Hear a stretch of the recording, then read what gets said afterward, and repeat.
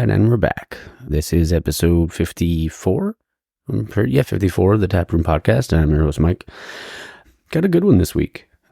I have John Sanchez from Native Son over in LA, and they also have a location over in Orange County. Really good dude, and a really cool brewery. I mean, we talk about it on the show, during the interview, so I don't want to get too far into it, but we do talk about them opening up, taking over the old Modern Times building in downtown LA. But it was a really I can't talk, obviously, a really fun conversation. So I'm looking forward to you guys hearing that. The timestamp will be in the description. Yeah, let's see. Don't really have a ton of headlines, and I know you guys always look forward to hearing the beer cracking, but I was filming some footage for a reel, and I realized I didn't think about it. I cracked the beer during the reel. Yeah, but I do have, this is the Brute Squad from my buddy Nadav over at Long Beach Beer Lab. This is I waited a whole year for this one to come out. But the cool thing is they did two different versions. So they did a single and a double. But Brute Squad is a Brute Double IPA with experimental IQH-1320 and Simcoe hops, coming in at 9%. And I love this beer because it was a playoff of Princess Bride, which is something I'm tying into the reel. I got to see I may have to reshoot some stuff, but I'm pretty excited so far. It looks kind of cool the way I'm going to do it because I have this old school 30th anniversary edition of the Princess Bride, and has like gold lettering on it on the cover, and it's just really cool, and there's really cool illustrations within the book. But yeah, so this beer, I'm just gonna have a drink of it here, so just pretend you hear the crack in there. There we go. Oh yeah, it's good stuff. It has obviously being a brewed IPA, it has that really dry finish, and I love it. It is they kill it every time, and they do it every year around Valentine's Day for the Princess Bride. And I want to say they usually they have it on, they put it on over at the Long Beach location. So if you haven't been yet, I know I've talked up Nadav a bunch. You definitely need to go.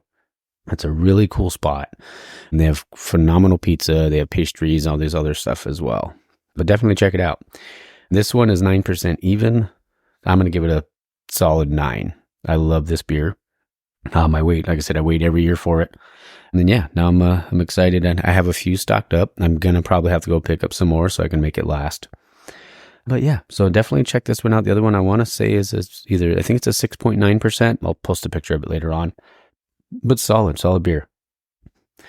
Didn't really have any headlines to talk about when it comes sports-wise this week. I know the NFL did expand their salary cap. It went up to $250 million, which obviously makes sense because of all the money that they spend on quarterbacks.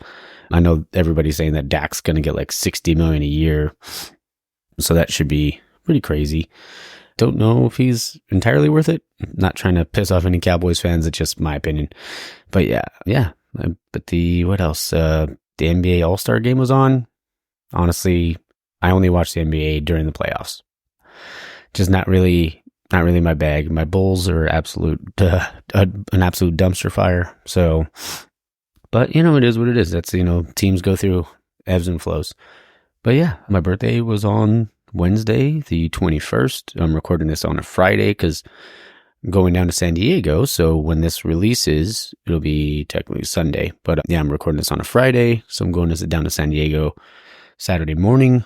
Going to hit up we have some good breweries lined up. I'm excited for that. Not taking my equipment, just taking a couple of lapel mics, and that should be pretty fun because I'm going to try to do maybe a 5 to 10 minutes, depending on the brewery, but 5 to 10 minute segment per brewery to kind of talk about the beers there, have a good time, and then piece together, just an episode for next week. And then the week after that is going to be the Hardyhood episode. So that should be pretty fun. Obviously, Steve and Mike are awesome. Oh, sorry, Steve and Tim, my bad.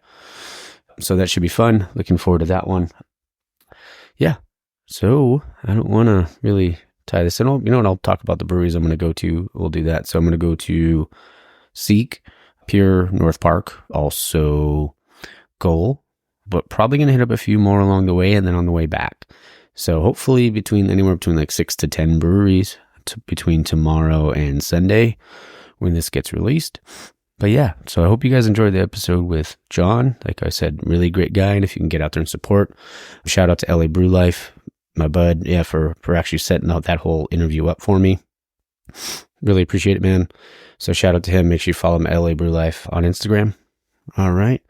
Well, I hope you guys enjoyed the interview and stay tuned for the outro. All right, guys, we're back in the tap room. I'm your host, Mike, and I have a very special guest on today. It's John Sanchez from Native Son. How's it going? Doing great, man. Thank you for having me. Oh, glad we could make this happen. And thank you. Shout out to Art Castellanos, LA Brew Life on Instagram for setting this up. So we're here in Native Son in downtown LA, like pretty much like right where all the skyscrapers are and all that stuff. And this is my first brewery recording down in downtown LA. So great. Well, welcome. Yeah, we love being downtown. We tell people all the time, just go to the skyscrapers, you'll find us right by FITM. But there are a few of us down here. Like the Arts District has a few breweries. High Def Brewing's down the street just changed their name to Audiograph. Okay, yeah, I remember hearing about that, but yeah. Yeah. So yeah, there's a few of us. It's an adventure being a brewery in a downtown as big as downtown LA. But it's got its ups and downs, but it's a lot of fun. Yeah, and I'm sure because you guys got, and obviously there's like a ton of parking lots around, so I'm sure that, because I think maybe sometimes people are like, don't want to necessarily go to downtown LA because they're worried about the parking situation, but there's so many different spots over here, so that's great. Well, and we have customers. I had a USC professor bike in the other day that lives in Irvine that takes the train up. And so there's a lot of people that get here by all different means. But yeah, parking in any downtown is going to be a challenge. But yeah, we do have a paid lot next to us and a parking garage up the street. Yeah, it's fun. It's cool. Yeah, and I've only, because I had never been to Native Son, but I heard nothing but great things from Art about it. But I had been in this building back when it was the Modern Times building. Yeah, and that was I think it was I went to like a Braves Dodger game or something like that. Sure. So I stopped by for a beer. But I've always loved the inside of it. Like it just the way it looks, like that almost like, what's the right word? I love seeing like the exposed beams and stuff like that. Totally. It's gorgeous. Yeah. For those who have never been here, it is an old historic building, 3 stories tall. We have 2 floors of apartments above us. Okay. It was a golf store before it was Modern Times. Oh, wow. And Modern Times did an incredible renovation to make it into a brew pub. And it's got brick walls. It does have 1 million columns because it's an old building, which is a little bit challenging when you're trying to move beer around. Oh, I bet. Yeah.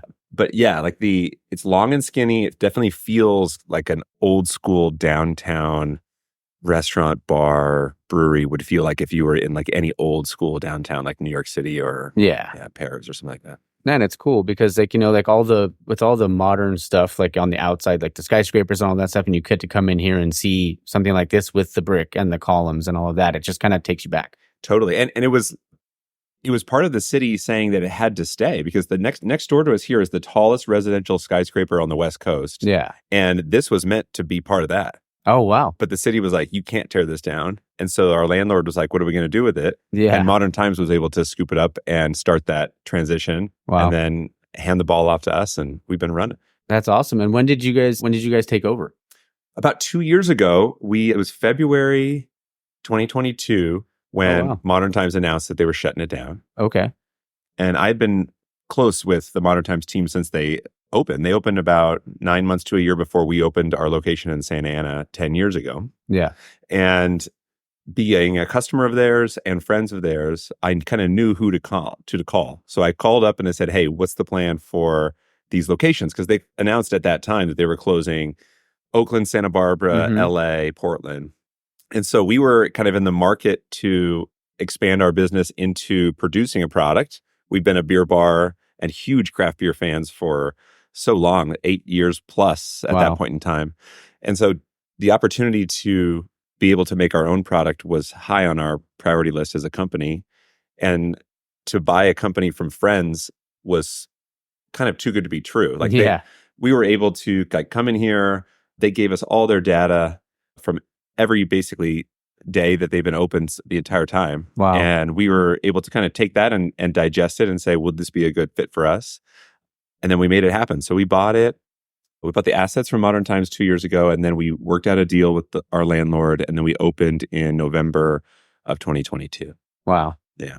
That's cool. I mean, and like you said, being able to do that with people that are your buddies, like being able to get that from them is, I'm sure that just made it way more gratifying than just, getting it from some random person. Totally. I mean, we still have little homages to it throughout our company. Like our sprinter van that delivers our beer for self distro is named Rob after Rob Andrews, who was yeah. the Modern Times liaison for us to buy it. And we were able to kind of use those relationships to keep JP, the brewer that was here, on our team. So we didn't have to even look beyond what was already being produced. JP is an amazing brewer, and he was here. And as he started consulting with us, the initial thought was he would help us find a brewer and train him up.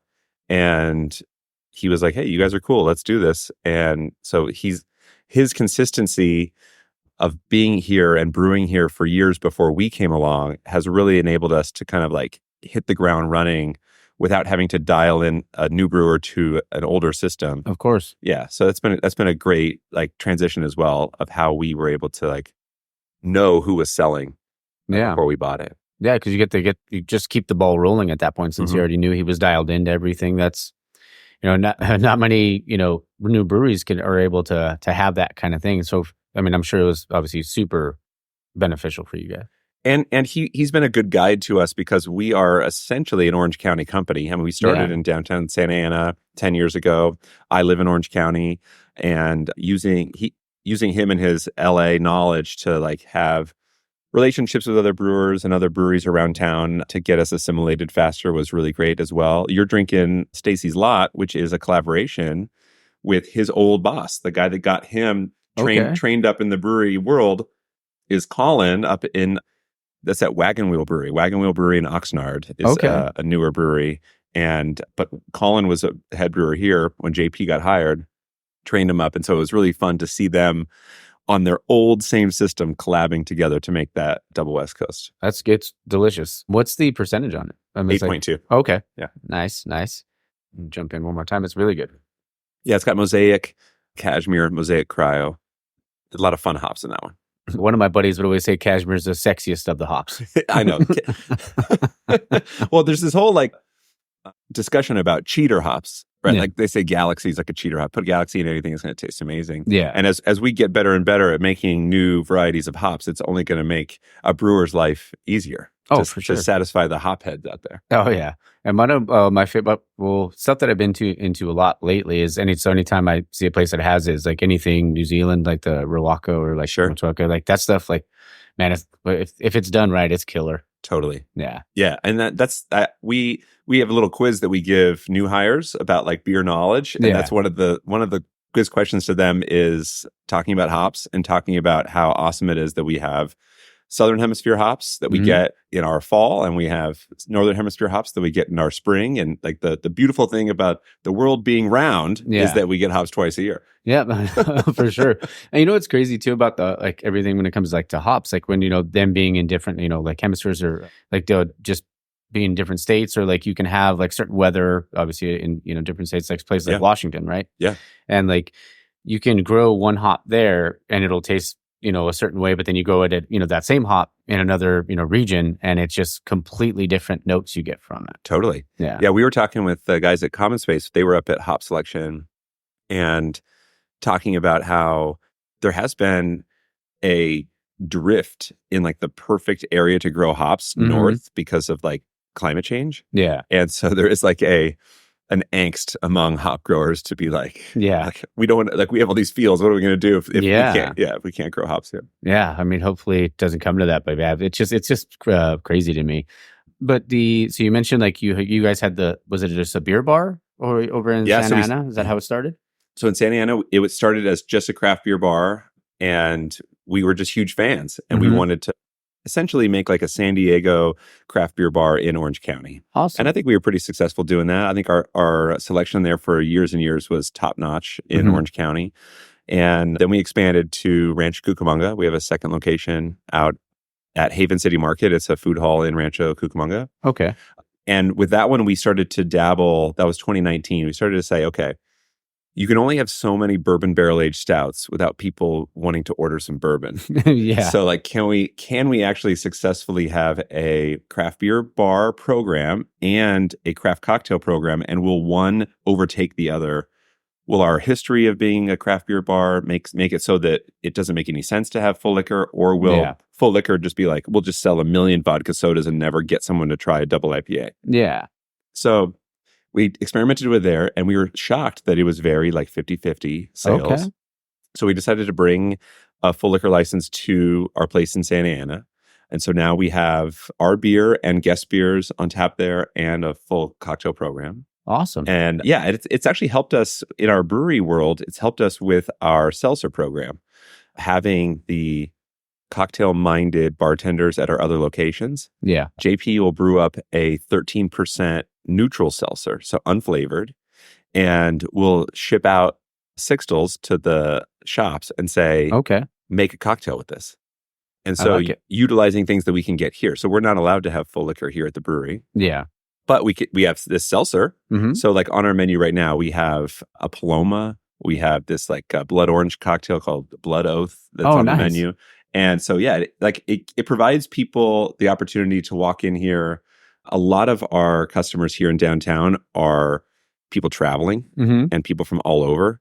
And some will walk in and see how cool this interior is, but the brewery's tucked away in the back. Yeah. So you can't tell right away that we're a brewery. Yeah. And so they're like, is this a bar? Is this, what is this? And we're like, well, we're a brewery. Yeah. And let's get you into trying something new and adventurous. Yeah. With utilizing our strengths at all the locations, the cocktail people and the brewing side, and not just being fixed to a keg of a seltzer that's flavored like in the bright tank or the fermenter, but that we can actually add syrups and juice and things to a seltzer base, served it over ice with a garnish, and it looks great. Yeah. And it's technically a seltzer. Yeah. And you know, people like love that too. Anything that's, you know, photogenic, like you can, you know, take a picture of it, they're gonna want it, and they're gonna buy the crap out of it. It is really crazy how the beer industry has gone this way. Like none of us would have thought that before the summer of seltzer, before the White Claw Truly summer, that this would be this way, or even before people started brewing hazy IPAs. Like the way the industry has kind of moved so rapidly over the last like 5 years to kind of force you as a brewery to be more creative and get more different products in front of people and kind of test it, see, are you good at this? Are you not? It's interesting.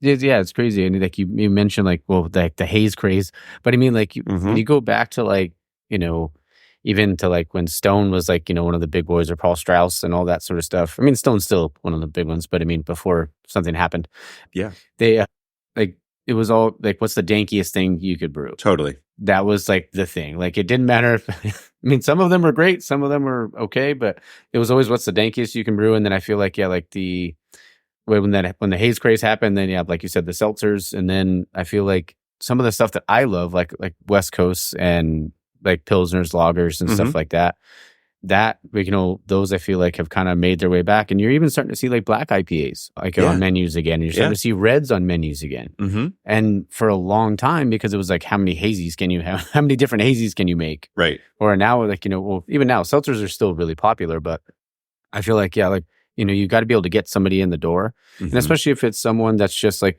you said, walking in off the street, they're not really sure what the place was initially. And they come in, they try that. They're going to tell their friends, and, you know, word of mouth happens, and then more and more people start coming. Totally. And like they find, and I probably mentioned it, people could probably get sick of me saying it, but I mentioned it on a lot of episodes. It's like them finding their gateway drug into craft beer. Totally. Yeah. And I think that hazies are that. I think that like the reason why they became so popular was because it was a gateway to get into hops. Like I remember when I was trying to get my dad into drinking craft beer, I would try pale ales and IPAs, and he'd be like, no. And then I got him into craft beer through sours. That was his gateway. Oh, okay. He's a wine guy, so he was like, let's go through sours. And then now he drinks everything, right? And now you have that fully kind of formed beer lover after you find your way in. Yep.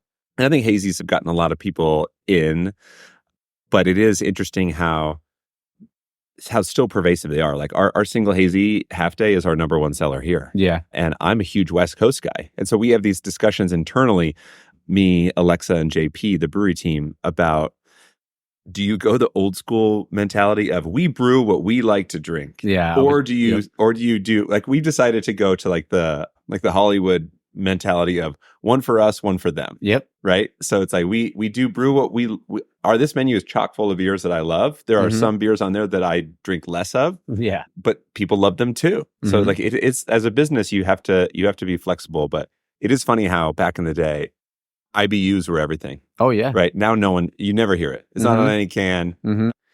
Yeah, it really is rare to see it on a can nowadays. Like, I mean, you'll, like I say, maybe one out of every, like, when I do, like, intros for this show and like stuff like that, I always look to see if it's on there, but maybe one out of every 10 cans has something. Sure. And even then, a lot of times they're low. But yeah, I mean, I still do appreciate some of the danky ones. Totally. I don't drink them as often anymore because I'm like, getting older, need to drink something lighter. But, right. And I think that's been a weird life cycle of craft beer as well. I think there's like a positive side of it, and I think there's like somewhat of like a nefarious side of it, which is like the positive side of it is that craft beer should not be limited to just like IPA lovers. Oh, 100%. Right? Like the old Stone mantra of fizzy yellow beers for wussies was something that they needed at the time to get more people to try beers that were more flavorful. But then a lot of breweries found out, hey, we can make great lagers too. Oh yeah. The issue with that though is that you're putting yourself into a category, even though we make so many lagers here. Yeah. You're putting yourself into a category that's very difficult to compete as you grow. And that's why I think most people, like breweries that have really blown up, have been blown up over like IPAs and hazy IPAs. Oh, for sure. Because you're not competing against like gigantic multinational corporations when you're brewing a lager. Yeah. But yeah, I think that we've seen through the different eras of craft beer when you had like the OGs in the early days, then you had all the buyouts of those OGs, and then you had a lot of people come into the industry thinking, I can make a ton of money. I can make $1 billion like Ballast Point if I start.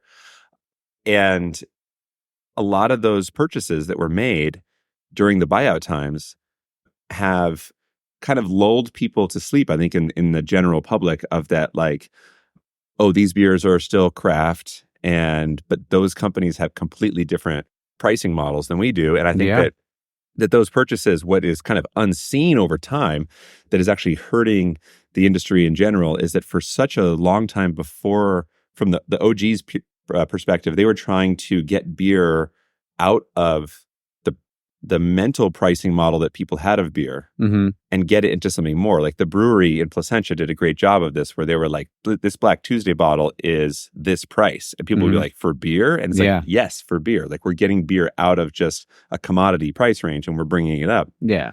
But I think a lot of the craft beer buyouts and having those breweries still be distributing their beer on a wide range with their economies of scale, they can keep prices down, and they can actually keep people saying, oh, well, beer should be cheap. Yeah. And as long as people think beer should be cheap, then the big guys have all the advantage. Oh, for sure.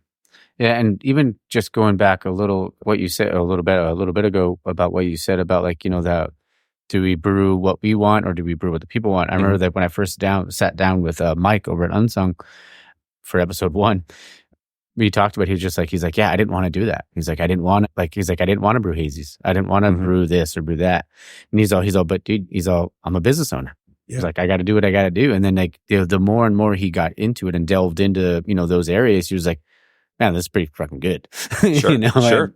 So, I mean, I feel like sometimes like we have hesitation sometimes, but we like also like know that like, it's, you got to draw people in, right? Totally. I think there's great things to learn on both sides for for other people, for other brewery owners to think about stories of people pivoting in that way and being like, hey, you know what? Like I have a lot of people that work for me, and I can't constrain them and put this business out of business just because I don't want to brew something. Yeah. Even though I have the full capability of doing so. But I do think there is a nostalgic feeling when you see like a brewery like Trumer, who like they only brew one beer. Yep.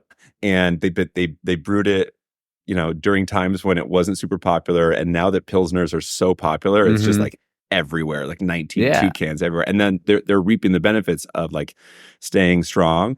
But I think that you have to you do have to have like a substantial base market to be able to make those decisions. Like if you're a small, tiny, independent brewery right now, yeah, you should be throwing everything against the wall to see what you can make that would differentiate yourself from other people. Yeah, see what sticks. Yeah. One thing and I mentioned this a lot on the show too, is because I love pilsners and lagers. But the reason why is because I'll always try those. Most of the time, I'll try those first. Today, I went straight for the West Coast. I was like, I'm going to dive right in. But most of the time I order those because like you can't hide behind anything. Like True. There's nothing like, and if it's good, like you have my business for life. Like I will come back to try to have that same lager or same pilsner again. But I love the creativity, like when it comes to like the breweries and stuff like that, because even if it's something that I'm not the biggest fan of, I'm not the biggest. I mean, I love stouts, but I'm more like I love that, like, the nitro stouts and stuff like that. But barrel aged, like I enjoy, like, I can't drink a whole one by myself. Right. I'm like, I'll have like a taster and I'll share it with my brother or something. But it's a huge market. What do you think of this? Like, yeah, it's crazy. Like, I hear from other breweries. We actually never have brewed a stout in our year that we've been brewing. We have a Baltic Porter on right now, porters are delicious. Which is like a little mini stout. Where I try to like tell new people, like, just give it a shot. It's got all the flavors with just 5% alcohol. But we have intentions to brew some stouts. And when I talk to other breweries, I feel the same way as you, where if I have like 5 stouts at home in my beer fridge, it's going to take me a while. Oh, those are aging for sure. Right? Yeah. So, but they always tell me whenever we release this stout, like I was just down at Gold Brewing with Derek, and he was like, I'm releasing this Valentine's stout and it will sell out immediately. So the sales velocity on stouts is super high, but the consumption velocity is so low. Like I don't meet anyone who's just like, dude, I'm putting down imperial stouts every night. Yeah, like I knocked back 10 of them last night. Yeah. Nope. So like it that seems to be a funny part of our industry that also allows for this duality of incredibly big beer fans and really, really silly beer styles, like putting cake and donuts in the mash of some of these pastry stouts. And then normally, like the beer fan would be like, oh, well, that's ridiculous. Yeah. But when it comes to stouts, it's literally like anything goes. Like sure. To me, it blows my mind as far, I haven't been able to like wrap my mind around it, but it's in our future. So we'll see if it works for us, we will, just like Mike at Unsung, be like, great. Yeah. Like we'll sell it. There you go. But it is a unique part of our industry right now, especially when it comes to consumption. Yeah, even like when it comes to stouts for me too, like Art knows because Art's just sitting over here, but when he like listens to the show, like they're like, oh, you drink a lot of like West Coast and all this like stuff like that. But I'll throw in like a hazy and stuff, like other stuff, maybe like a sour. But like when it comes to stouts, I do Stoutsgiving, and I do that once a year. I do a Stoutsgiving episode. What is Stoutsgiving? So I just I have an episode where I just do stouts. Okay. And where I just talk about review stouts like from different places and stuff like that, and talk about what you're thankful for through the year. But it's always the week of Thanksgiving when that comes out. Oh, cool! But yeah, it's the only time of year. Well, it does seem to be a wintry beverage, right? Historically, it was, and now we're getting them released all the time. Yeah, that's fascinating. I think of when Kyle at Horace, he won our bracketed beer competition we do every year in Santa Ana called Thursday. Okay. And the winner gets 2 permanent handles. Oh, nice. At that location. And so he comes to us, he's like, hey, I'm not that kind of brewery. Like I can't provide you two permanent handles all year long. Yeah. And we're like, okay, well, what should we do? And he's like, well, what if we did like a collab or something?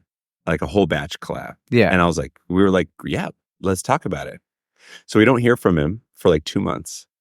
And then he hits me up and he's like, it's ready. Yeah. All 40 sixtils of it is ready. Shit. Come pick them up. And we're like, oh my goodness. So we did have Horace Stout, Goshawk's son, on tap for an entire year, which was awesome. But it's just interesting. And people came in for it. Yeah. Right? Like there is a huge demand for stouts. Oh, 100%. Yeah. And I feel like it's even like all like, I mean, even though stouts, like when I think of stouts, I think of like, the like, fall, winter kind of months. But I mean, some people enjoy them all year round. Yeah. And it's crazy to me. Like, I mean, I know Guinness obviously is, one of the big boys, but I'll crush a Guinness during in the summer just because, or actually, I like Murphy's a little bit more than Guinness, but yeah, I'm still a stout guy. I just can't do some of the heavy stuff. It's like I get all jacked up. Well, we went to Ireland. My wife and I went to Ireland a couple summers ago. And I think the funniest part of like the Guinness culture there, which we don't really have as much here, is people would say that bar over there, they have the best Guinness. Yeah. And we're in Dublin and in the brewery's right there. We're like, Yeah. how can they have the best? Like, isn't everybody getting the same? And they would refer to the pour of the Guinness. They do it the best. Okay. And we'd be like, really? Like there's a difference? And so we went to it. The Guinness was great. I don't know if it was that much better than everywhere else, but I think this is becoming a thing. Like I know we were at Bierstadt Lagerhaus in Denver, and they do a slow pour pills all the time, and you're waiting for it. Yeah. Right. You're waiting for the whole process to go down. And we've seen more and more of these like side pull handles at different bars and breweries of like to try to push the lager world's like kind of bring to America how things have been done in Europe for so many years. Yeah. Yeah. Which is great. That's pretty right? cool. Great for lager boys like us. Well, yeah, definitely. So I wanted to talk about a little bit more about Santa Ana. Like, so when you guys opened up Native Son over there, was it like, I know you said like you guys were just really big fans. Was there like when did you guys think like, hey man, we could do this? Like what kind of happened there? So my intention when I left my corporate job that I got out of school, worked for them for 5 years, and then I was living in San Francisco. I'm from down here. I'm from Whittier. Oh, okay. And I'm sorry, I didn't mean to interrupt. I was just saying, like, do you ever go to 6740? I haven't been yet. No. Oh, okay, but it's been open for a long time. But I pretty much grew up like near Uptown. Oh, okay, cool. Yeah, I love Uptown. Yeah. So I wanted to start my own business. That was like one of my like career goals. And I had a buddy of mine that was a home brewer in San Diego. Okay. And so he and I set out to start our own brewery, and it didn't work out. But during that time, I wrote the business plan. I got the investors, and as things weren't working out, I was like, okay, well, I'm in San Diego trying to start this. Let's go back home. Yeah. And so I came back to Orange County, was looking around, hadn't been home in 5 years because I'd been living throughout the United States at that time with my old job. And some of my buddies said, hey, have you ever been to this restaurant called The Playground in downtown Santa Ana? It's this awesome restaurant. And I was like, oh, wow.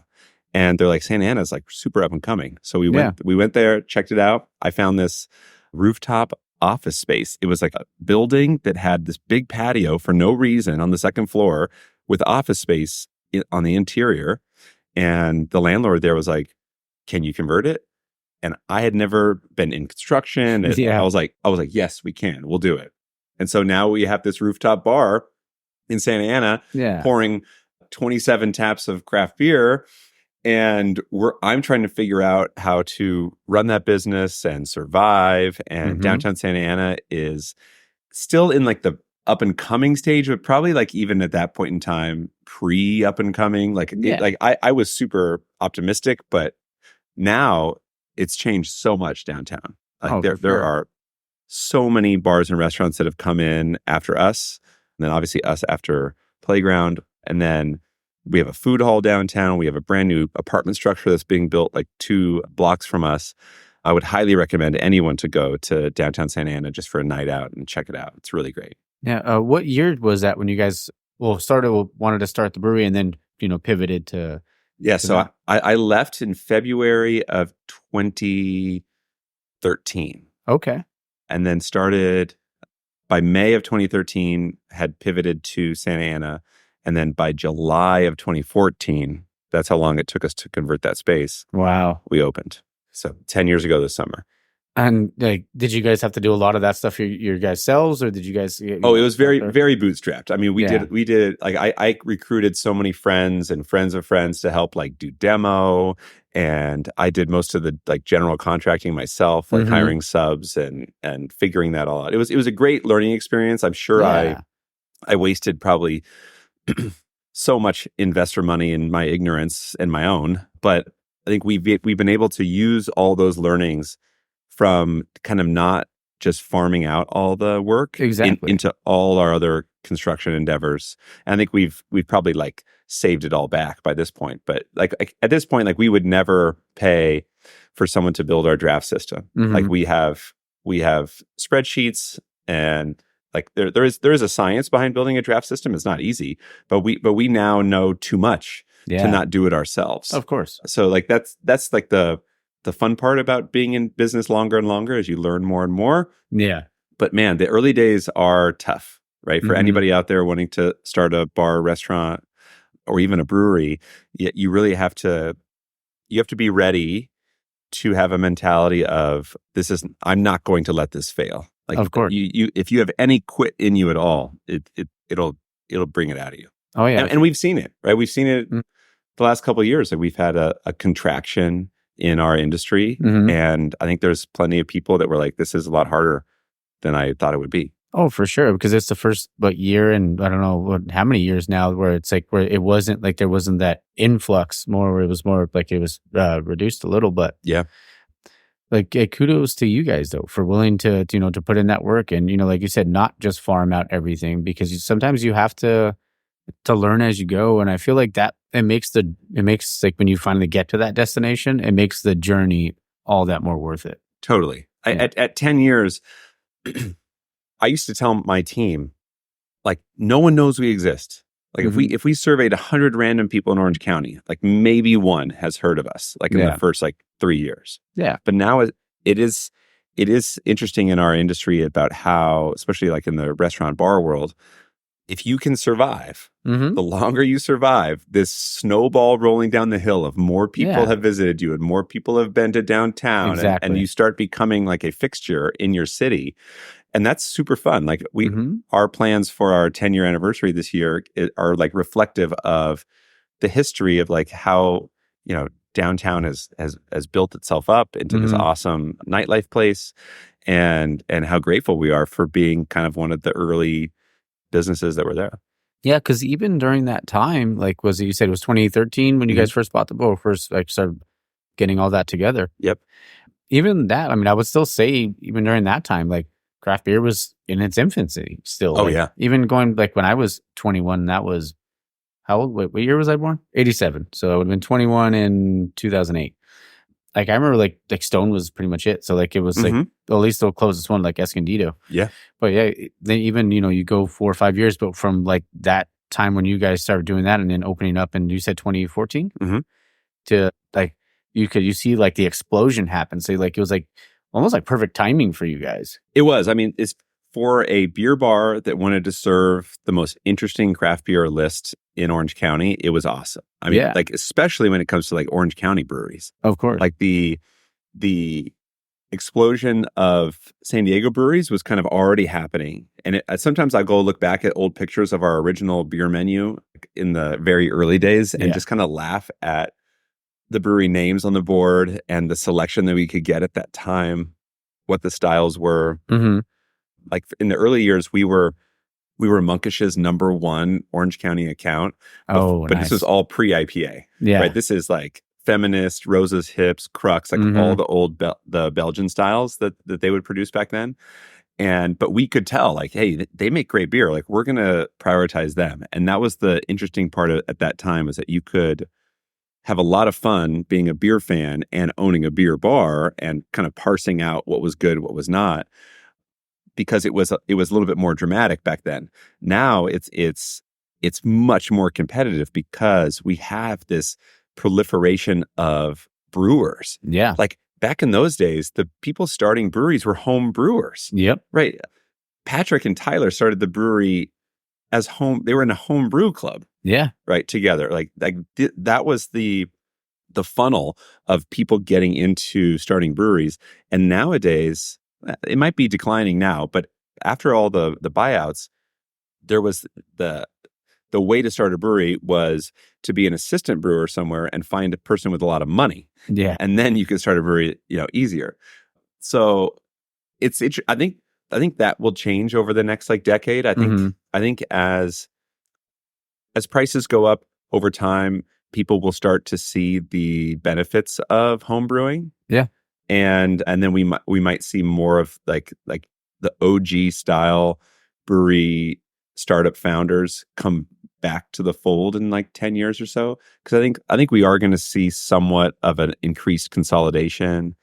I'm looking at your cheeky sticker on your computer here, and my buddies Brian and Evan just purchased Bagby in Oceanside. So like, even if we're keeping the same people in the industry, like Jeff Bagby's still staying on with them, the amount of companies are shrinking, which I think is probably necessary. But what that outgrowth will be in 10 to 15 years and what the industry will look like then, I'm hopeful that we're going to see a lot more people that are self-motivated to get into the industry from scratch. Yeah, and it's crazy, like what you said about like how, like, you know, they were all homebrewers. Like when you say that, the first people I think of right away is like Jason and Derek over at Lahara in Norwalk. Like they were Long Beach, you know, beer club and all that sort of stuff. Yeah.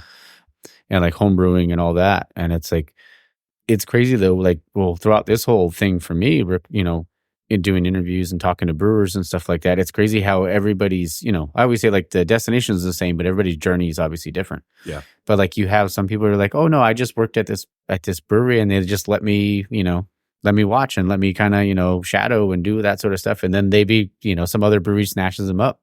Yep. And it's like, it's crazy how, like, you know, all that like just kind of plays out, and how like people can be like, you might not like really set out to do something like that, but then once you kind of get in, you're like, oh, I need this. Like, this is something I can't live without. Like you said, your corporate job before, and now then you started drinking craft beer, and then it was just like, you know, all bets were off. Well, I think what has helped the brewery proliferation we've seen over the last decade is the little cottage industries that have popped up throughout.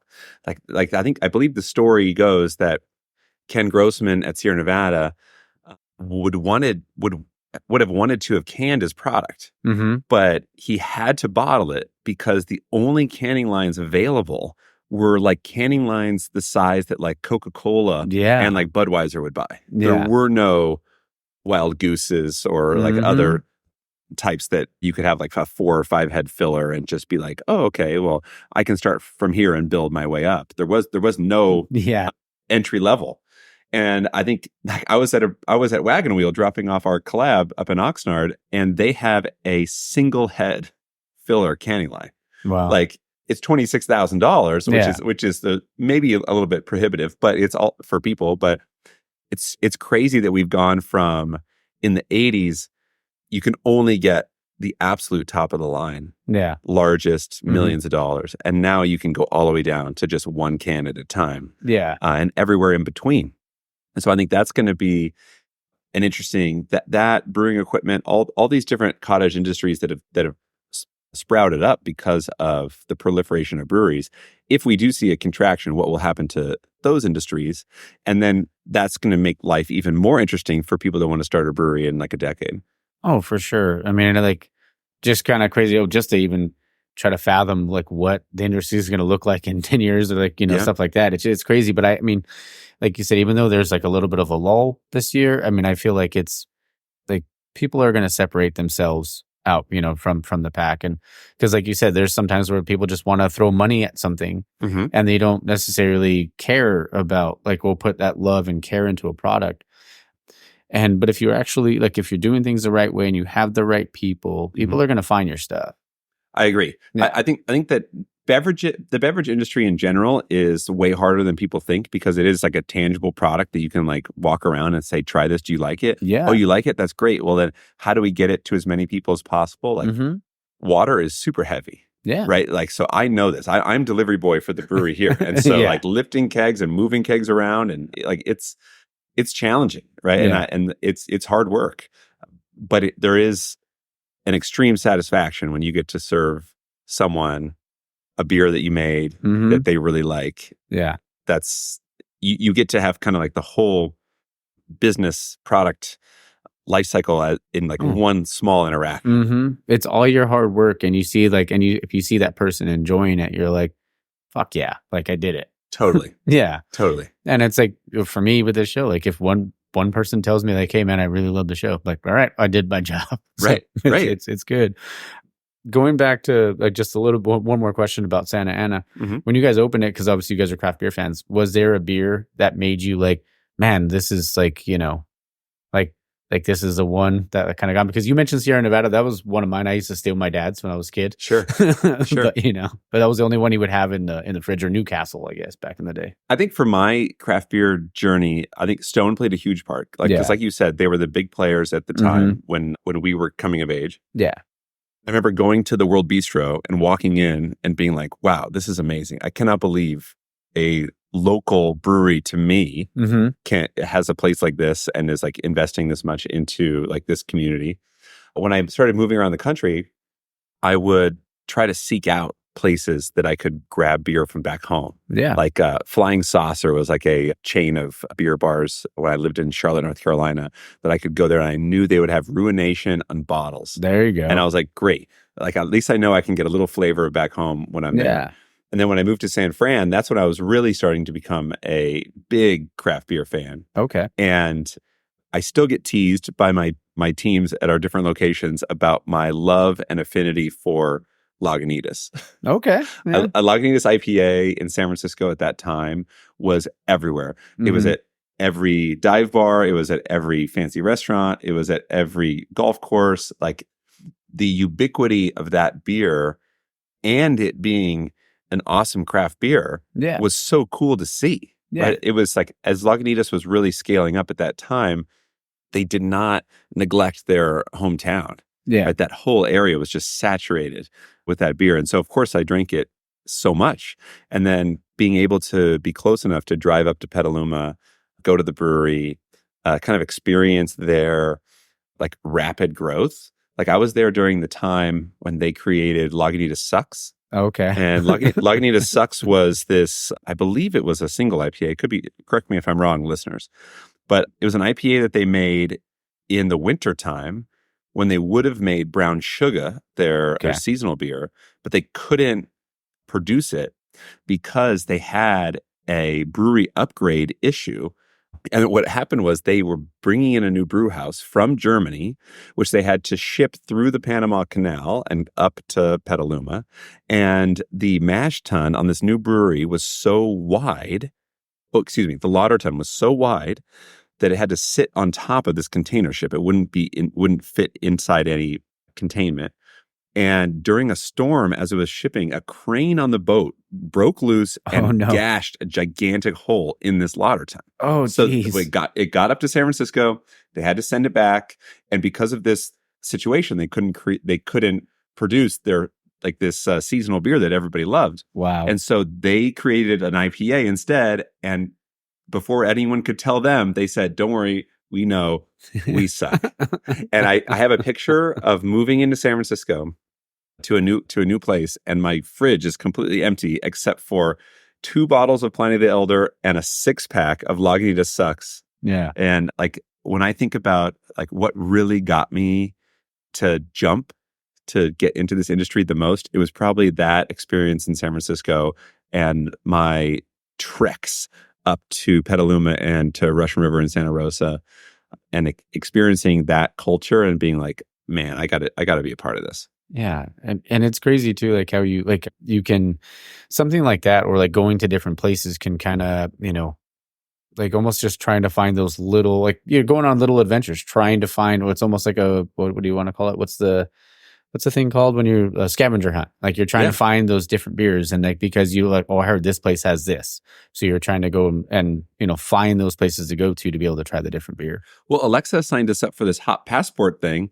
and I was like, I have no idea. I saw that the other day. Yeah, I saw it. I came up on my Instagram feed, I think, but I haven't Yeah, I hadn't heard about it at all, and she was like, I just need your approval. I was like, oh, yeah, do it. And I'm opening the tasting room a few weeks ago, and this guy walks in from Arizona. Yeah. And he was in town. I think he was in like El Monte visiting family for like post New Year's. And he drove all the way here with the passport because he had the passport. I love that. And as far as I know, you get a state-based passport, and the breweries that are in states adjacent to you, they basically randomize. They don't put them all in. They don't put all of California and the Arizona one. They just kind of randomize it. So he literally had us in his Arizona passport How cool is that? And it drove him to drive here. Mm-hmm. And he literally he had a couple of beers. We chatted a bunch. He took some to go. And I was like, this is the scavenger hunt of people that love beer. Yeah. I mean, and it's something, it could be something as that. But then, when he goes back to Arizona, he'd be like, hey, man, I went out to Native Son. You got to check that place out if you guys ever go out there, or his friends or anything like that. And we did this in Santa Ana. In Santa Ana, we were so young and naive in starting that place that we didn't know at the time, like, advertising is so weird nowadays. Like, your social media is so much of your advertising. Oh, it totally is. And you don't have the traditional channels. Like, we're not, as a startup little craft beer bar, we're not going to get a billboard on the freeway.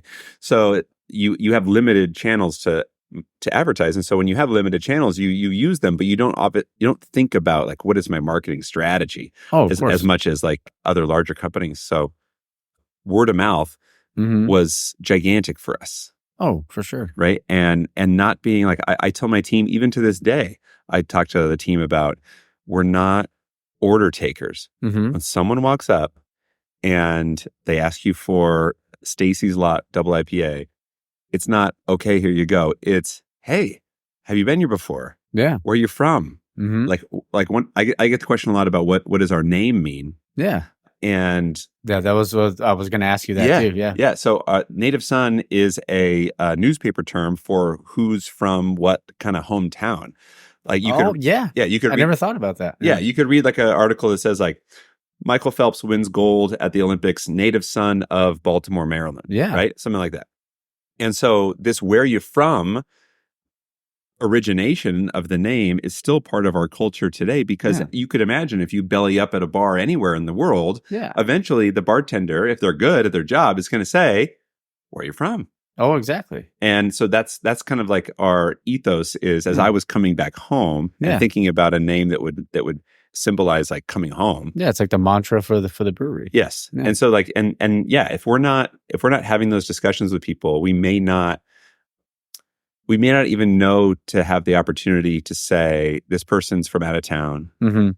They're here for a brief amount of time. Oh, you know where you should go? You should definitely check this spot out. And then when you give that knowledge to people to increase their scavenger hunt for more, you also endear yourself to them and make a fan. Yeah. I mean, and word of mouth art to me, like, like, he's like, dude, have you ever been to Native Son? I was like, I mean, because the only like kind of towards LA was like the Brew Yard. Sure. Yeah. Oh gosh, what was his name? Was it Josh? I think I can't remember if that was his name exactly, but like, he told me, he's like, dude, you got to check this place out. I was like, all right, I'm in. Like, let me know when. Like, let's do it.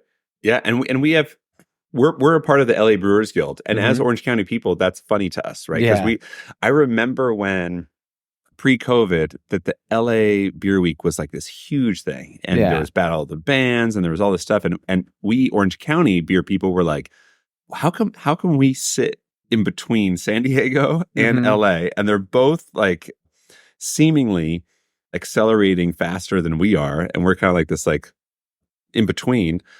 And so we would come up to LA Brew Week stuff. We'd go down to San Diego all the time, and so it's fun to now be a part of that community. Oh yeah, for sure. I mean, like, just to be able to, like, be like, kind of like you said, like, in being in the in between, but like being a part of, obviously being in the Orange County, but also being a part of LA County as well now with this location. Like, I'm sure that's super beneficial, because I mean, I was going to ask, are you guys in both guilds? Because of OC and I've thought about it, because we'd be allowed to join OC as like a associate membership. Okay. And maybe this year we will. Yeah. But we have so many friends in that area, because we've been customers of theirs for so long. Of course. Yeah. Yeah. Even you mentioned going back to monkish, like feminist and all that stuff. So it's like, I haven't heard that. And I feel like I haven't heard the term, like, when it comes to monkish in a long time. It's true. I mean, them and like their meteoric rise is kind of similar to, like, I think what's happening right now with North Park. Like, I knew back when I was going to start my brewery in San Diego, when that business was falling apart, that partnership was falling apart, I reached out to Kelsey, because I knew Kelsey was starting North Park at the same time. It didn't work out for us to partner up, but we stayed friends, and like, they had their own kind of like monkish story where they had their hard years. They were figuring stuff out. They were trying to build that brand. Yeah. And now it's like, boom. Oh yeah. North Park is my birthday's in a couple of weeks. So we usually go down to San Diego, but that's one of the ones we always hit. And the stuff that they put out, and they've, not put out now, but like been putting out, is just like, it's out of this world. Yeah. Yeah. And Kelsey's an amazing brewer. He won the Stone Home Brew competition back in the day. Yeah. And put him on the map, and I'm super happy for him. Yeah. It's just like, but it's that perfectionist mentality. And I have it for this. Like, I always want to try to find different people to talk to and be able to, because, like I said earlier, like the destination is the same, but the journey's different for everybody. So you're not going to always get the same story each week. True. And I want to put out the best quality product, just like I'm sure you guys and every, like a lot of breweries out there want to put out the best product they can for the customer. Mm-hmm. And because that's going to keep them coming back. Right. Yeah. And if there are any brewery owners that are listening, that their brand is going crazy and awesome, I want them to make more. Yeah. Like, I think I think a lot of beer fans like me want like breweries like Monkish and North Park and these places that we love, but we have to go seek it out. Yeah. We want them to make more.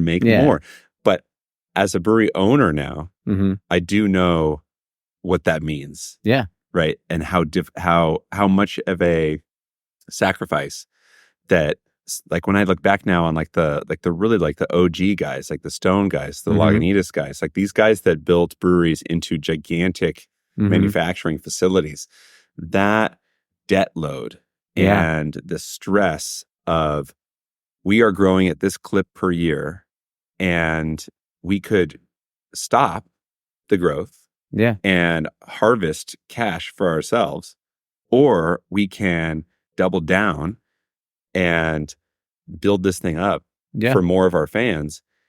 And if we're successful, awesome. If we're not successful, then literally this all might be for nothing. Yeah. Right? Like the stress that goes into like even as your business grows larger, especially in this industry, your expected risk is also increasing. Oh, for sure. It's taking that leap of faith. Because you're not only buying more equipment and financing things in certain ways with banks that you're having to sign on the dotted line. You're also foregoing the opportunity cost of just not doing it and keep producing what you're producing, reap all the profits and not reinvest.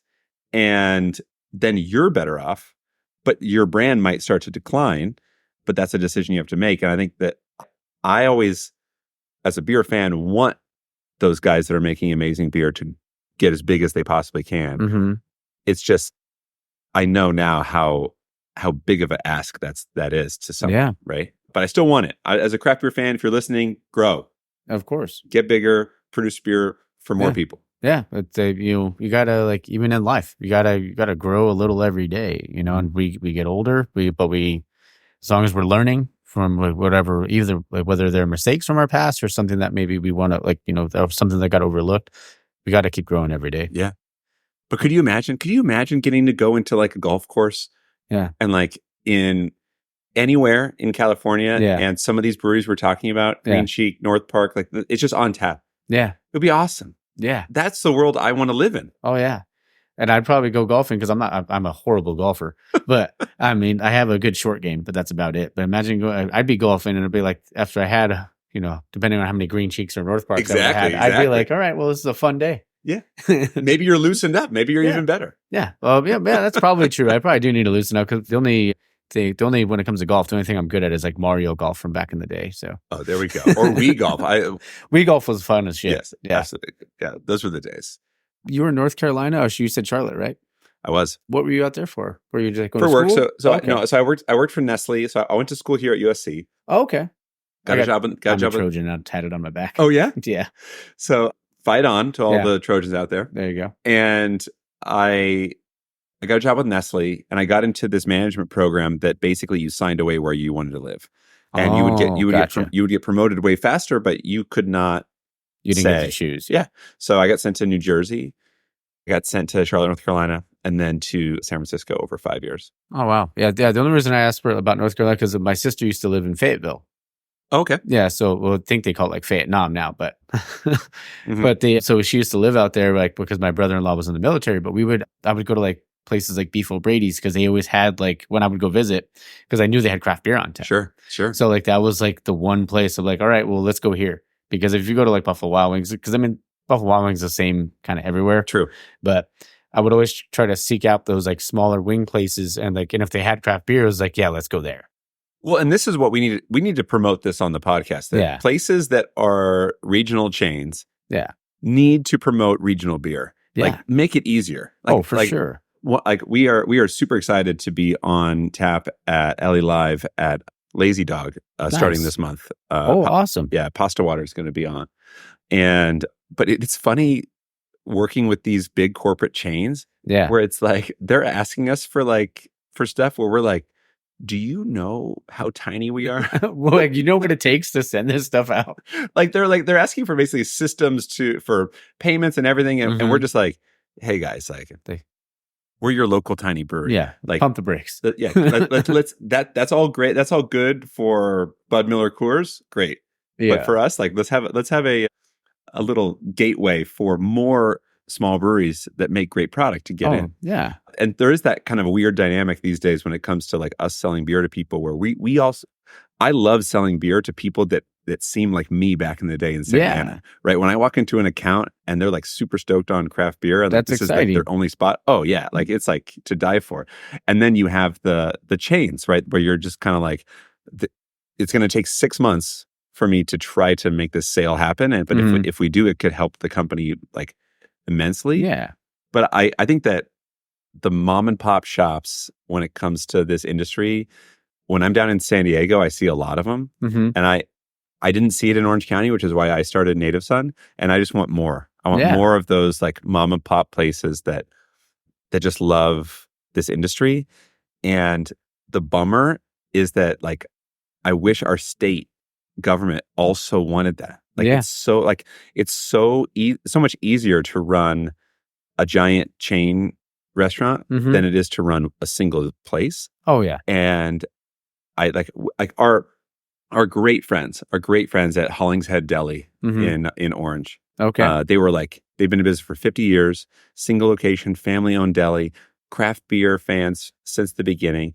They were they sold Vinny Cilurzo's beer when he was at Blind Pig before he even started Russian River. Wow. And so like they are that OG. Yeah. But I mean, if Mike was here with me, Mike Hollingshead, he'd tell us just like I know that it's so hard in California to run a single location place. Yeah. And so like I just wish it was easier because I want more of them. I want more people to do it.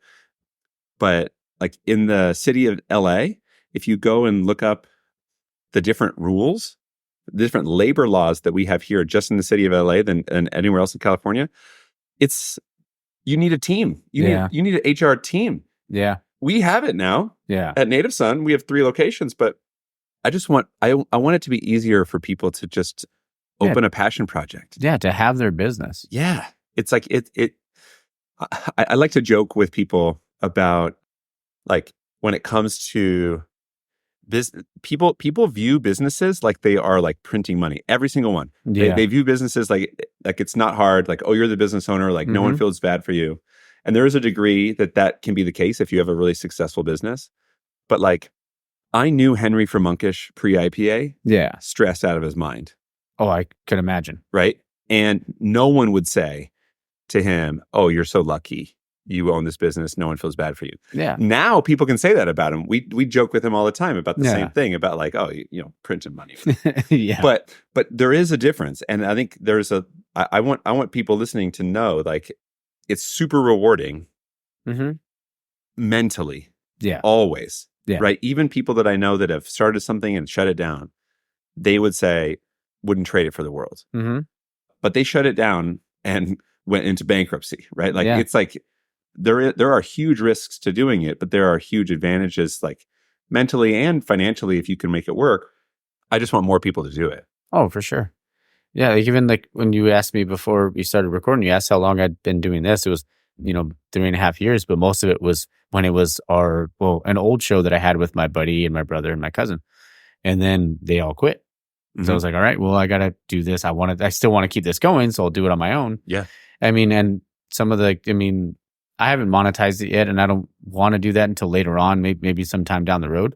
But I love doing this. Yeah. Like this is my passion project. I get to sit here and I get to talk with someone like you, or I've talked with Art, and talking to different people about like how much they love craft beer and what it like, the kind of, what it's done for them, like, as like, well, even just being a part of the craft beer community for that matter, and what that means to them and what it means to, other people around, whether it's the world or in a different state and, all that sort of stuff. Yeah. And I just want to keep evangelizing this thought process to people that like, hey, like small businesses should be given a chance that big businesses should support, essentially. Yeah. Like, why is my effective corporate tax rate the same as Apple in the same state? That's right. insane. And I can't store any cash in Ireland. Yeah. Right. So it's like there is a degree that like if we would say as a society that we already have a blended tax rate, like there are people that pay 0, there are people that pay 50. Right. And then everywhere in between in when it comes to our income tax, we do not have a blended tax rate when it comes to businesses. Like, that's crazy. Why would someone not be able to start up a company? There's so much to go into, let's say a craft beer bar. There's so much to go into if you walk into a space that's empty to build it out, all this investment that you're going to need to make it happen. Your first year, you're not going to make a ton of money. Yeah. Why would you even be paying sales tax during that year? Why even take your eye off the ball for a second to be like, oh, I need to record to the state exactly what we sold? It's like, give these people a chance to go. Give them some leeway. Give them the 0 effective tax rate for a period of time so that they can grow. Yeah. And it doesn't exist that way. Like there's so much that goes into all the rules of what you have to do, or else someone's going to come in and like slap you on the wrist and fine you. Yeah. So not only are you not making any money, but they're going to the government's going to be like, well, you didn't do X, Y, or Z. Yeah. Those, like, I feel for people that are so passionate that they're doing it no matter what, because that was me.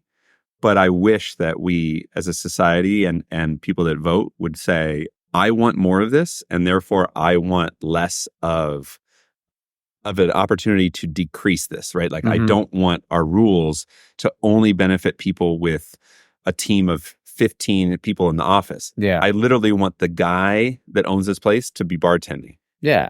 Give him a shot. Yeah. Oh, exactly. And too, like even like when we talk about like, those smaller, like, craft beer bars, like a place like in Uptown, 6740, that's been there for, I don't know how many, 20 plus years, or a place like Cask and Hammer in La Habra. Yeah. Stuff like that. When you see, like when they go to those places and they see like your beer on tap, that's going to make them think, oh shit, where are they at? True. Like I had this really good, West Coast, and like, where can I find them? They Google you, they look it up. They're like, oh, they have a location downtown LA. They have a location in Santa Ana. They have, these different locations. They're going to seek you out.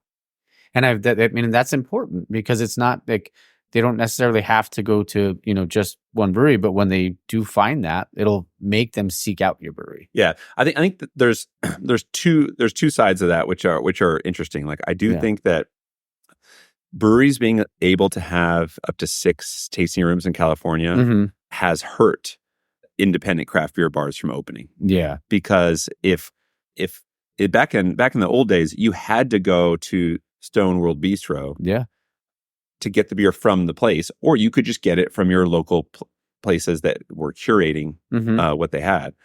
But once you're allowed to proliferate as a brewery, all these different essentially tap rooms, like there are some tasting rooms out there that are like just a cold box and taps. Yeah, it's like those little micro breweries. Yeah, and so like there is a give and take there when it comes. Like that's why I think that there are fewer awesome little independent beer bars. Once they changed the rules to go from 3 tasting rooms to 6 tasting rooms for breweries, that definitely helped breweries. And it kind of forces the customer to say, well, now instead of going to a Native Son that someone created in like Montebello, I'm now going to just pop around to the brewery tasting rooms around me.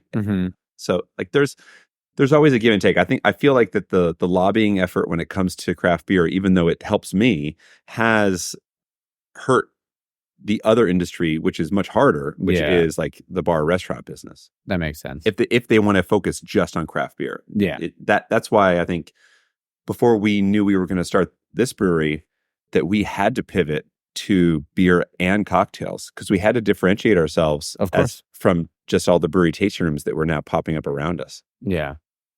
But, do you mind if we grab one more beer? Yeah, let's do it. I'm going to hit pause. So we'll be right back. All right. And we're back. Had to get a fresh brewski. This one's the Pilsner. Pasta water. Yeah. Pasta water. Okay. Italian Pilsner. Yep. I can see why. Yep. And, and who doesn't love pasta, right? Let's jump in. Yeah, that beer's been a fun one for us. It's good. Yeah, sales wise, I mean, we use like traditional European malts for that one, and some really like fun techniques that JP was like, I'm not going to skimp on this. Yeah, and so he was super excited to make that beer, and then it's been able to resonate with people primarily because of the name. So like naming beer conventions is like pet peeve of mine. Yeah, I Pliny the Elder did it for everybody, right? Mm-hmm. Pre-Pliny the Elder, for those that are new to craft beer, this is how the naming convention used to go. It would be Native Son Pilsner. Mm-hmm. It would be Native Son IPA. Yep. It would be Native Son Porter, right? And once Pliny blew up, everyone was like, okay, my beer needs to have its own brand on every single every single one. So you literally go on Untapped and there are a million names for a million different beers. Yeah. And my point of view that there is no beer czar to tell this to is that there are a lot of beers that are not great beers that have great names. Oh yeah, and great can artwork. So yes, it's like, come on, like can we just say like if your beer is not like 3.75 as generous or 4 on Untapped, that it's got to be old naming convention. Native Son Pale Ale. Yeah. Sierra Nevada, like when they would do it back in the day. Yes, of course. That was Pale Ale. That was it was brewery name style. Now it's like if someone told you the name of the beer, you would most likely have no idea what style. 100%. Yeah. Yes. And at least Pliny the Elder, if I'm remembering correctly, Pliny the Elder, I think, gave the hop its Latin name. Like there's something hop related to his involvement, which is why the Russian River team was like, let's name it after this guy. Yeah. But it's so funny. It's so funny how it's gone all the way to the complete other side of the spectrum, where people are using puns and sexual references and who knows what's going to happen. And even like nostalgia too, like anything nostalgic. Like, there's like, that's why anytime I see something, anything Lord of the Rings, I'm picking it up. Sure. Yeah. Sure. Because I'm a hardcore nerd for like that or Star Wars stuff too.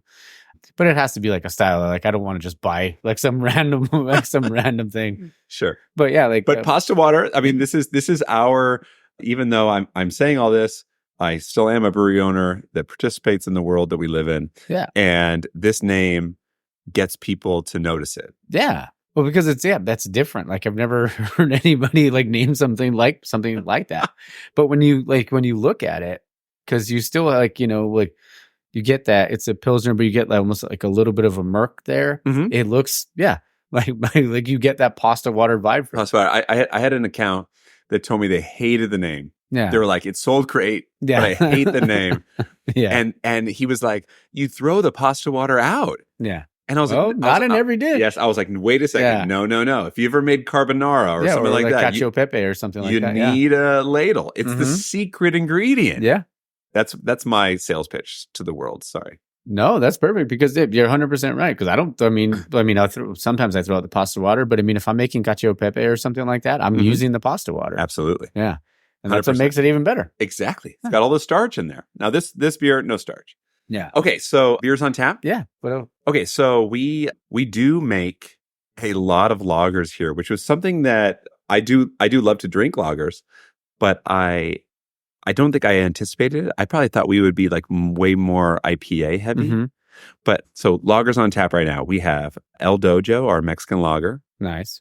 Mexican lager was always the number one seller of our Santa Ana location, no matter who we were selling. Yeah. So we knew right away that was a beer we wanted to make. And the funny story about that beer is that pre-COVID, maybe it was the year of COVID, 2020, our Ranch Cucamonga spot was turning 1 year old. Mhm. And previously, our Santa Ana spot, we didn't own a brewery at the time. We didn't make any beer of our own.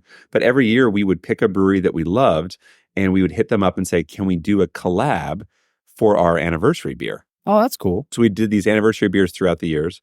And our Rancho team was like, do we get to do one too, since it's our anniversary coming up? And I was like, yeah, sure, let's do it.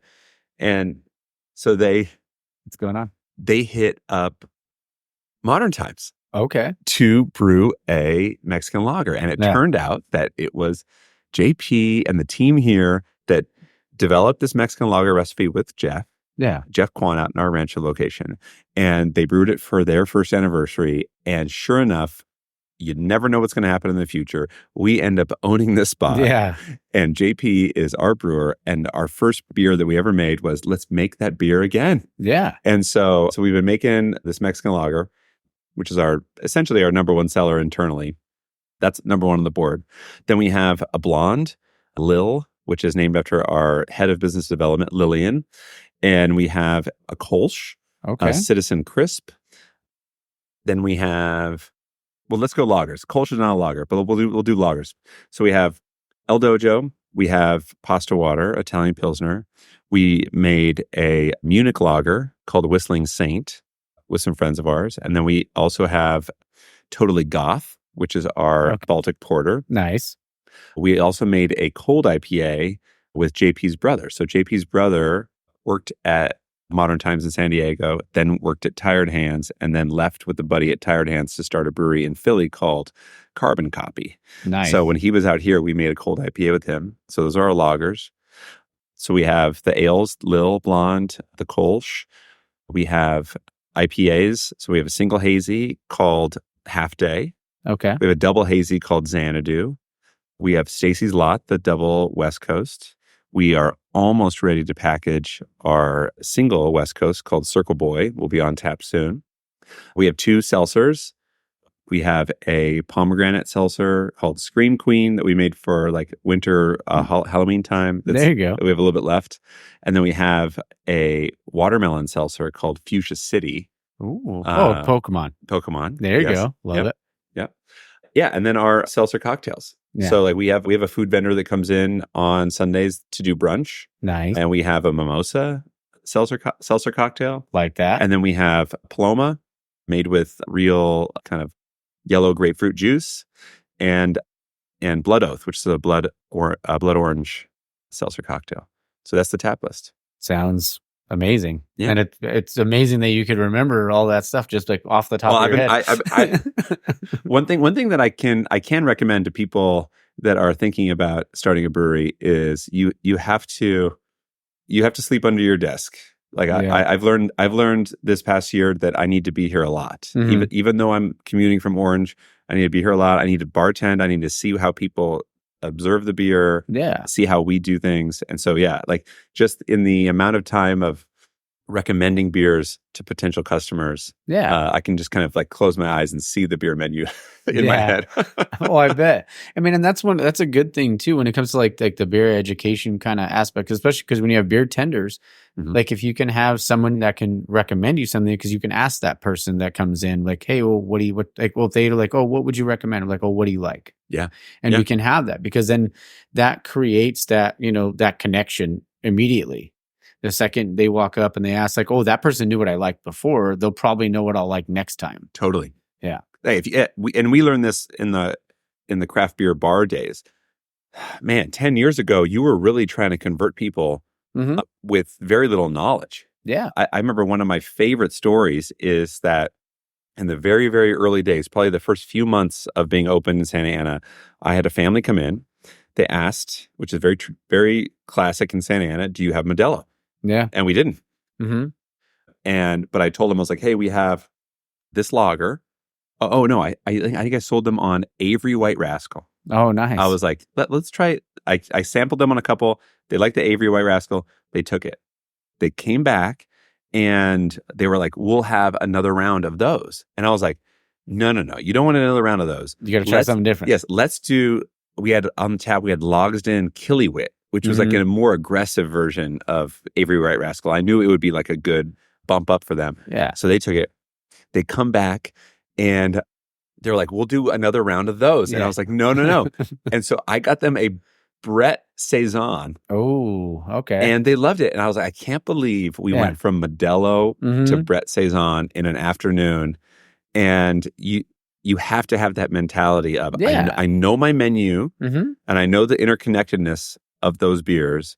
And if I can start you here and work you somewhere else, then I'm just helping you along your journey. Oh, for sure. And those people are probably like, the son of a bitch got us again. Because they're going to come back and they're going to ask for that next thing. Right. What's your next recommendation? That is true. And I think that's sometimes the tough part about moving someone along, because then they'll come back in and be like, that last beer I had, I'd like it again. And at a rotating beer bar, you're like, we don't have it anymore. Yeah. So let's talk again, right? And but that brings them back, because then you make that that genuine human kind of connection. Right. I can trust this person. Yeah. Yes. And you build that trust in people. And that's like with breweries. Like I always say, like with breweries, when we talk about like North Park, like, they have my trust, or Pure. Like It doesn't matter what can I see there, I'm going to get it, because I build that trust that's been built over the years. Right. And when you find those breweries, or you find those places where you have people that can recommend certain things, or be able to just like, oh, you know what? I know you liked this last time, but try this. Like you did. And totally. It just like, it builds that, that human, it gives it that human element to like, it's not just a business. It's about, because you care about the patrons, you care about what like you're serving them, and then you want to make sure that they're enjoying their experience while they're there. Right. And I think that's when I think of the difference in our business of like cocktails and beer, is that beer has to have a menu. Right. In most cocktail bars, there is no menu. You look at the cocktail bartender, they're like, what do you want? And there is like, it's not as, it can be like, I've had wonderful cocktail bartenders that have walked me through, like, I'm like, well, I don't know. I'm thinking this or that.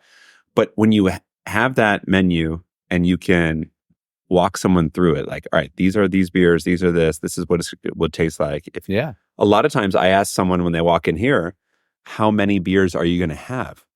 Yeah. Because I want to know what my strategy is, right? As someone that's recommending. Of course. And by asking them how many beers are they going to have, you're assuming that they're not going to have the same beer over again. Yeah. Right? So you're already starting this rapport. Yes, this rapport and this conversation of, we are definitely going to be having an adventure today. Oh, for sure. So I would say it's integral. It's completely integral to developing fans of your product and developing the trust that you're talking about. Yeah. I mean, because we have one to my right over here that, has been over 100 times. I know. I love it. Yeah. Your biggest fans, like we do this in Santa Ana, and we'll definitely be doing this here too. In various ways. One of the things we do in Santa Ana is, and this is another kind of like sleep under your desk kind of recommendation to people that might want to start their own bar or brewery. And when I say sleep under your desk, I mean like you're there all the time. You're thinking about your business all the time. Yeah. In our first year of being open in Santa Ana, we staffed up for Memorial Day. So Memorial Day, start of summer, everyone's got the day off. We were like, we're going to be packed. Yeah, party on, Wayne. So we load up and it's slow. We're like, okay. Then 4th of July comes along. Everyone's got the day off. And so we load up on Labor, slow. And then Labor Day at the end of the summer, we're like, all right, well, we've had 2 of these so far. We load up once again, slow. So we go back to the drawing board. We're like, what should we do then for these days off in the summertime? And some people said, we should just shut down. Like, there's no point. No one's coming in. And I was like, well, why are they not coming in? Yeah. For the most part, on those days, people have barbecue plans with family, especially like 4th of July. People are having to get somewhere for fireworks, right? There's all these plans on these summer days. So then I was like, okay, team, like, what if we made ourselves part of the earlier day plans? Like in the same vein of, you don't get to choose your family, but you get to choose your friends. Of course. Like maybe our fans would want to hang out with us, but they can't on a normal basis. But if we made them plan to do it. So we do, in Santa Ana, we do these barbecues. So it's only from 11 to 3 on both those days, and it's all you can eat burgers and all you can drink, like select beers, and people have an awesome time. That and at 3, they sounds amazing. they go off to wherever their commitments are elsewhere. But we send out invitations to come for free to our best customers. Yeah. And you have to know that. Like you have to be there enough to know who your biggest fans are. Yeah. Who's your Norm and Cliff? Exactly. Yeah. And so for here, we have this parking lot next door. Yeah. And this parking lot next door gets rented out probably like 50 times a year or more for Hollywood productions. Oh, wow. So when they're filming downtown, they'll rent these lots that are kind of like adjacent here on the corner of 8th and Olive. And they'll put all their food service vendors, they'll put all their like trailers for getting ready for all the actors, and they'll load them up here. And so one of our plans is to do some small, like just this half of the parking lot here, some beer festivals downtown. That'd be cool. And like some specific ones. Like one that we have that we really are excited to do is International Pilsner Festival, sponsored by Pasta Water. There you go. And bring out, because this is becoming such a big style that we know, right? Like bring out your German, Czech, whatever international lagers, bring them out. Let's have people come in, drink them up. Yep. Promote breweries that want to make this style. And those are things in our DNA that we just can't deny. Like we want to do those kind of events. If you guys have that lager festival or Pilsner festival, I'm in. Great. I'm just going to show up, and my hashtag's going to be like, no, I'm not going to say that on the show. So you can put it all in my mouth. But there we go. That would probably be misconstrued. So all the ziti and the angel hair, all the pasta. Put all the pasta. Yeah, all the pasta. No, but this one's really, really good. So, but I honestly think that's really cool. And I just want to just go back a little bit about how you were talking about where like everything kind of coming full circle, like with that Mexican lager, and then end up being in this building. Yeah. And it's crazy. Like you don't hear that story. The only other story I've ever heard where, something like that happened was when I talked to Ian over at ISM, where he worked at that Beechwood location. Yes. And then opened ISM in that same spot, like coming back home. Essentially, totally. You guys coming full circle with the Mexican lager, and then being here now, and being in downtown LA, and it's just that I don't know. To me, that it tickles my heartstrings because it's like you can see the whole journey there. Totally, and I think a lot of our Modern Times friends have reached out and are like super excited that we're keeping this going. Yeah, I think when they went through their hard times financially, there was a lot of people there that had put so much effort into these locations that they had produced. Yeah, you put your heart and soul into it. And they don't want to see them, become like a Roots Chris or something, right? Yeah. And so like I think sometimes people tease us and they say, "Oh, well, you really didn't do much to the space." And we were like, "What did we need to do? We loved it. We loved it. Perfect, yeah. And I think that when I mentioned earlier about like they passed the ball to us, right? They gave it to us. We kept running with it. Yeah. And that's how we look at this space, is that like every location you walk into was something else before, most likely. Yeah. And so we want to be able to carry the Dankness Dojo forward, right? Like if we weren't here, it might not be this way. Exactly. And so we're happy with keeping the booths the same, like keeping the wallpaper on the columns, keeping the light bright going. Yeah, I love that. I had a light bright as a kid, so I saw that. I was like, yeah, I love it. Yes. Yeah. And that's something that people can enjoy when they come back in. Like obviously we're going to be a different kind of brewery than Modern Times, but we've actually maintained like a really strong relationship with them as well. Yeah. Like I know Garrett, who's the CEO founder of Maui, who now owns Modern Times, awesome guy. And we do their league pickups. Yeah. So like they ship us up their beer for their league, and we have their LA people pick it up here. And it's just something where we can kind of still maintain a connection to them and a connection for the people in LA that still love Modern Times and wish essentially that COVID didn't participate in their demise. Yeah. So I think it's, for me, like there is a lot of like zero-sum game when it comes to business, but I think that the nature of craft beer is collaboration. Oh, 100%. And by still keeping that going here, like Yeah. their essence and also like providing beer to their customers is something that is collaboration. Mm-hmm. It's paying like homage, but also, differentiating yourself as well. Like, I mean, you have like, you're still keeping, I mean, you still have like, obviously like, the bones there, but you're also like, promoting your own stuff. And from what I've had today, you guys are killing it. Thank you. Yeah. Thank you. Yeah. It's when we go back to the naming conversation, sometimes we'll look up a name that we want to name something, and like a little brew pub in like Tallahassee has the same name.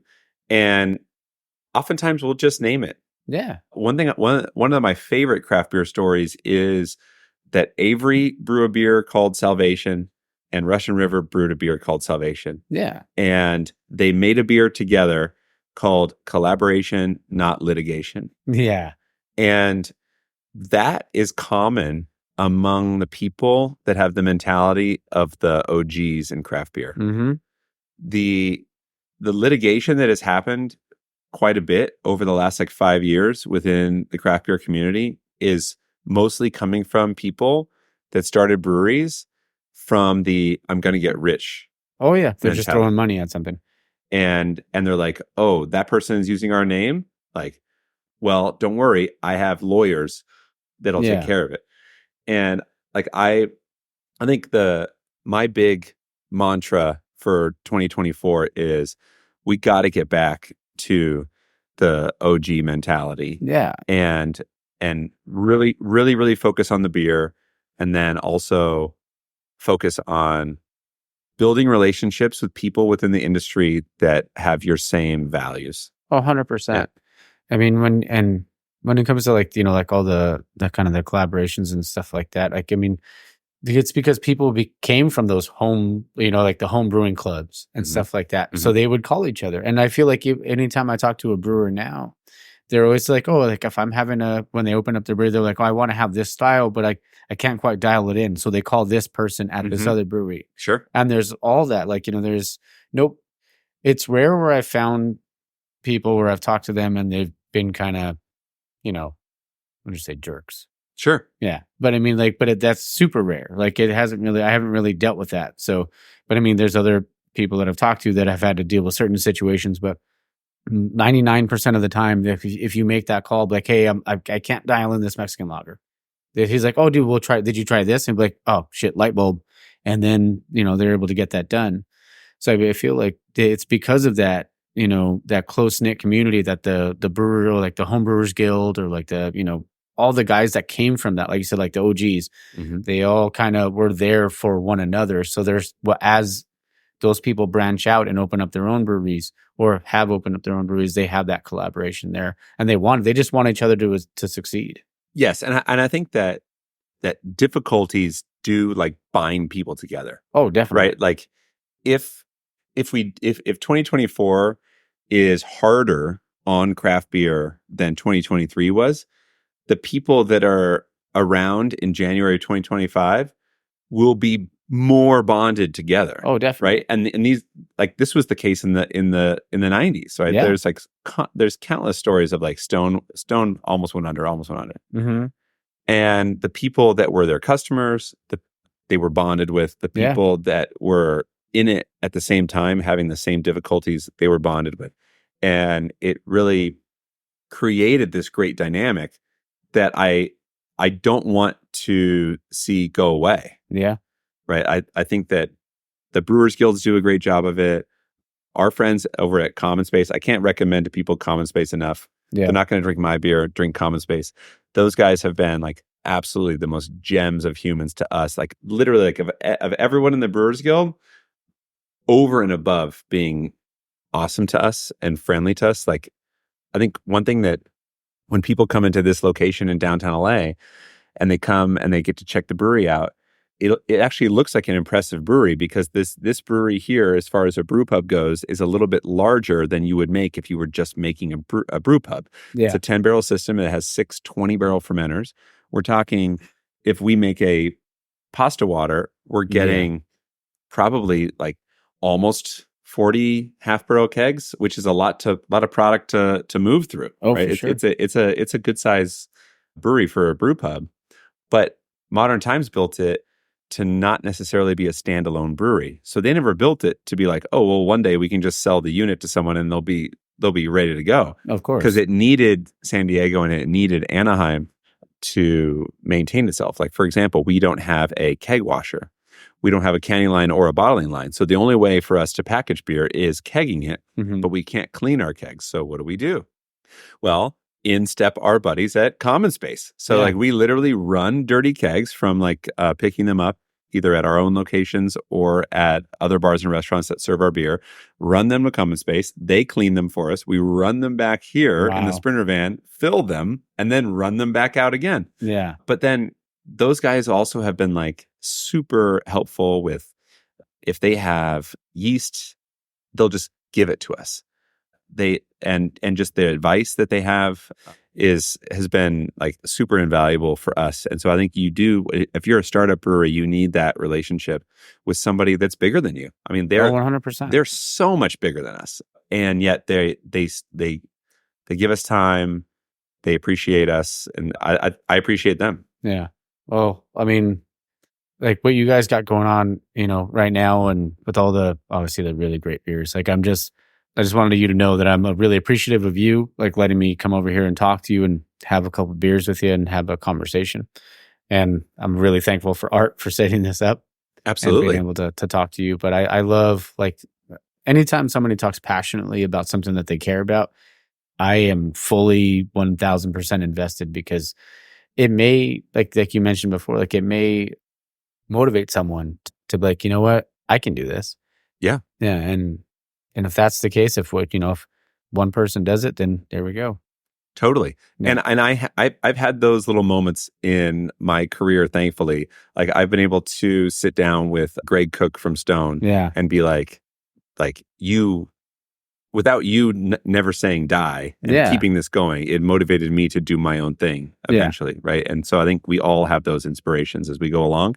And even though I still think of our company as a little ragtag group of people that are doing essentially what feels like a college project, I do have to kind of realize over time that there are people that can be inspired about what we've done. Yeah. And that's super humbling. Oh, for sure. And I'll end the episode with a quote from Little Giants. When he says, you beat Kevin O'Shea down Cherry Hill. He's a one time. And he's like, they talk about the one time. And I just, like I said, I'm really grateful that you allowed me to come down here and talk to you, for a little while. Yeah. And this has been super fun. I can't wait to see the rest of it. Yeah. Great to meet you. It's great to meet you too. Do you guys have like any events coming up besides maybe the Lager Fest? Events coming up. Well, we have Thursday in Santa Ana going till March. So that's a bracketed beer competition. Is that like March Madness? It's basically March Madness. Everywhere Brewing won it last year. We have some really great breweries in it this year, including our friends Crowns and Hops from here in LA, Nice. Common Space, like all sorts of fun OC and LA breweries. But we're grinding. We're grinding here in LA. So if you see our beer out anywhere in Southern California, give us a try and look forward to seeing you. Is it Olive and 8th? Between 8th and 9th on Olive, yep. 8th and 9th on Olive. And come check out the Light Bright, because that's my childhood. So thanks again. Really appreciate it, John. Cheers, everybody. Cheers, guys. All right, guys. Well, like I said, I hope you guys enjoyed the interview with John. Like I said, really great guy. Get out there and support the those local businesses, and support all the craft breweries out there. Everybody needs help, and if we can get out there and support like your local place, your local community, what's better than that? All right, so I'm going to end the episode with a movie quote this week. This one is from, since I mentioned The Princess Bride earlier, this will be from The Princess Bride, and this one was Miracle Max. From The Princess Bride. The quote is, "You rush a miracle, man, you get rotten miracles." All right. Cheers, Tap fam. Have a great week.